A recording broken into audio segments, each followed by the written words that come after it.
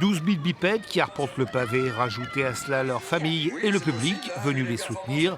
Évidemment, en termes de production de déchets, le marathon ne passe pas inaperçu. Depuis 4 ans, un accord est passé avec Biotop, une association de Périgny, pour leur prise en charge. Les chiffres 2019 sont éloquents. 1,7 tonne de déchets collectés, par exemple 496 kilos de carton, 244 de bouteilles et près de 200 de gobelets. Cette année, on trouve aussi pas mal de textiles. Alors ça, c'est les vêtements des coureurs du marathon qui, au début de la course, sont très très froids. Donc ils commencent à la course, au bout du 5e kilomètre, ils commencent à balancer et à jeter plutôt leurs textiles. Les textiles sont collectés par les bénévoles du marathon. Et à la suite du marathon, ils nous sont déposés et après donnés au relais 17. Cet après-midi, il ne restait déjà presque plus rien des films plastiques récoltés par le marathon, déjà compactés pour être réexpédiés. Biotop à Périgny a été monté par le club d'entreprise de la zone industrielle.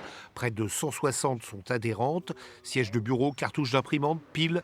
La structure s'adresse plus aux PME qu'aux grosses sociétés.